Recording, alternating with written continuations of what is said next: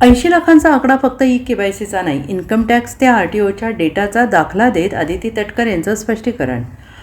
मुख्यमंत्री माझी लाडकी बहीण योजनेत 80 लाख महिला लाभार्थी अपात्र ठरल्याची आकडेवारी समोर आली आहे. सध्या लाडकी बहीण योजनेतील पात्र महिला लाभार्थ्यांची संख्या 1,66,00,000 एवढी झाली आहे. लाडकी बहीण योजनेत 80 लाख महिला अपात्र ठरल्यामुळे विरोधी पक्षांनी राज्य सरकारवर जोरदार टीका केली होती. महायुती सरकारकडून 19 ते 20 महिने अपात्र महिलांना पैशांचं वाटप झालं आहे. या प्रकाराला जबाबदार कोण असा सवाल विरोधी पक्षांकडून सरकारला विचारला जात आहे. या सर्व प्रकरणावर महिला आणि बालविकास मंत्री आदिती तटकरे यांनी प्रतिक्रिया मांडली आहे. मुख्यमंत्री माझी लाडकी बहीण योजनेत अर्ज बाद झालेले नाहीत. महायुतीची सर्वात महत्त्वाकांक्षी योजना म्हणजे मुख्यमंत्री माझी लाडकी बहीण योजना आहे आणि याची ई-केवायसीची प्रक्रिया साधारणपणे गेल्या वर्षी ऑगस्ट महिन्यात सुरू झाली होती. पहिल्यांदा सुरुवातीला 3 महिन्यांचा कालावधी देण्यात आला होता. त्यानंतर वाढवून आणखीन 2 महिने वाढ करण्यात आली. पुन्हा 2 महिने वाढ झाली. असा 8 ते 10 महिन्यांचा कालावधी दिलेला आहे असं आदिती तटकरे यांनी म्हटलंय. मंत्री आदिती तटकरे पुढे म्हणाल्या की ई-केवायसी प्रक्रिया ही फक्त लाडकी बहीण योजनेत नाही, राज्याच्या ज्या DBT योजना आहेत त्या सगळ्यांमध्ये ई-केवायसी केली जाते.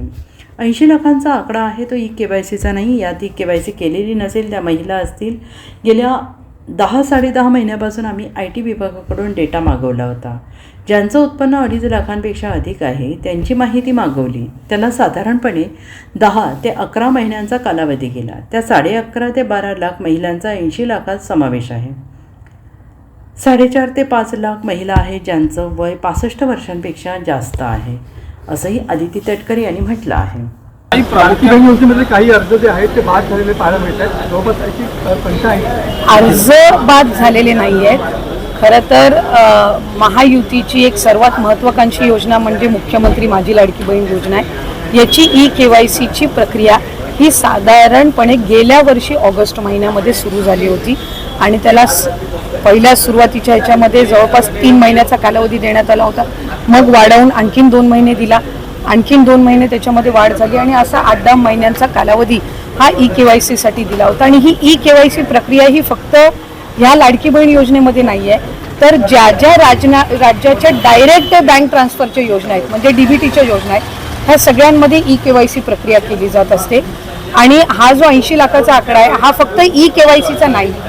यात ई-केवायसीचे काही महिला असतील ज्यांनी ई-केवायसी केलेली नसेल इतक्या मुदतीत सुद्धा तेही आहेत. काही आम्हाला गेल्या 10-10.5 महिन्यापासून आम्ही एक IT विभागाचा म्हणजे इन्कम टॅक्सचा आम्ही जो आकडा ज्यांचं उत्पन्न 2.5 लाखापेक्षा जास्ती आहे हा डेटा जो आहे हा आम्ही त्या ठिकाणी मागवलेला होता.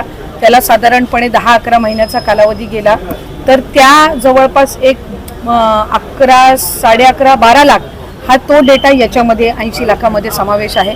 याच्यात 4.5-5 लाख अशा महिला आहेत ज्या 65 वयोगटाच्या पुढे गेलेल्या आहेत, जे वयाचं निकष आहे तर त्यामध्ये असतील. त्याच्यानंतर याच्यात सरकारी कर्मचारी ज्यांनी लाभ घेतला होता ते काही हजारांमध्ये होते, 14-14.5 हजार असतील. त्यांच्याकडून वसुली जी आहे ही गेल्या 8 महिन्यापासूनच सुरू आहे. त्याच्यामुळे ते याच्यामध्ये आहेत. तर अशा पद्धतीनं काही नमो शेतकरीचे आहेत जे नमो शेतकरीचाही लाभ घेत होते, याचाही घेत होते. तर अशा पद्धतीनं ते साधारणपणे हा आकडा आहे.